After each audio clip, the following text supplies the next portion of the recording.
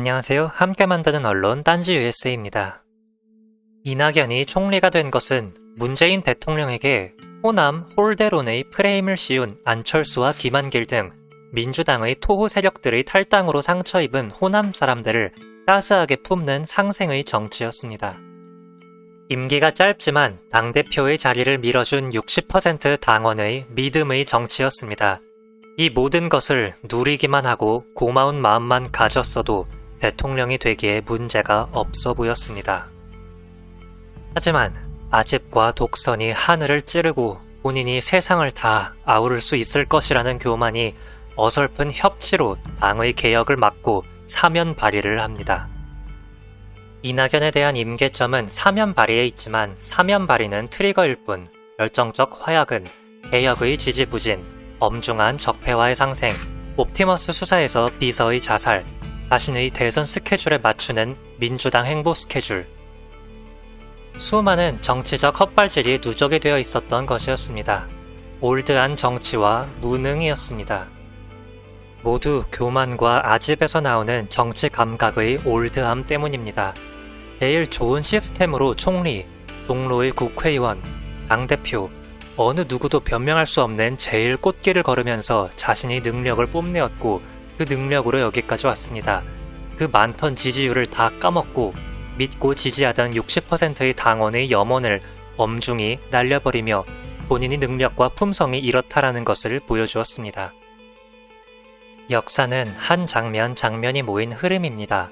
다스베이다를 보면서 김어준의 마지막 멘트가 우리가 경선을 바라보는 자세라고 느꼈지만 한 번 더 곱씹으면서 이 말은 이낙연 캠프에 보내는 메시지가 아닌가 생각이 되었습니다.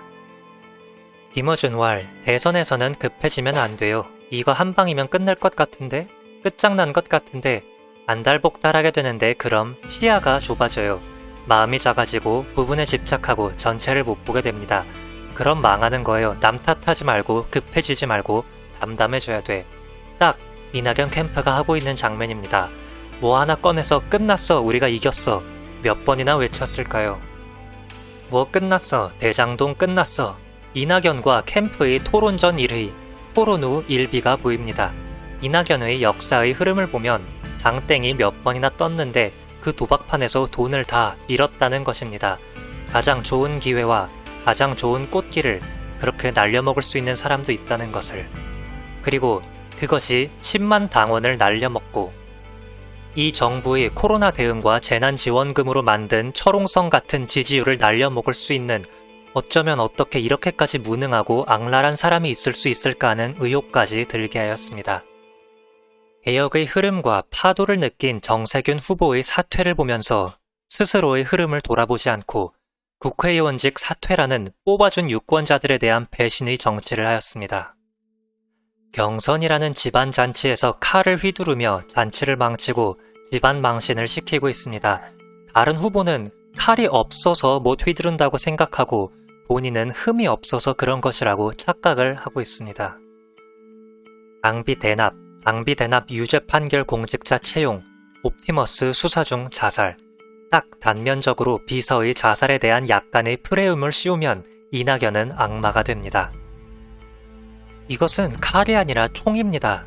이건 말고도 더 많은 기관총, 박격포 등등 너무 많지만 이 잔치에서 꺼내면 집안 망신이라서 안 끄집어내는 것입니다. 그것이 예의라는 것입니다. 당신은 그 꽃길 위를 걷고도 민주당의 유산을 다 받고도 알거지가 되어 와서 칼을 들고 휘두르며 집안 잔치를 다 말아먹고 있는 것입니다. 이낙연의 정치는 이렇게 흘러가고 있습니다. 당신의 정치 인생의 결론은 이제 끝입니다. 이렇게 정치를 개막장 아침 드라마보다 더 꿀간데 없는 정치를 한 이낙연에게 민주당은 말합니다. 이제 수술을 할 시간이 왔다고. 민주당의 암을 제거하는 수술을 당원과 국민이 합니다. 이것이 이낙연의 대권을 향한 정치의 흐름입니다. 사필 규정 모두가 이낙연의 책임입니다. 책임지지 않는 정치는 당원들이 끝을 내겠습니다. 개혁 후보의 지지율 65%, 종국에는 70%를 넘어설 것이라고 봅니다. 이것이 바로 민주당 당원과 지지자들이 민주당을 민주당답게 만드는 개혁입니다.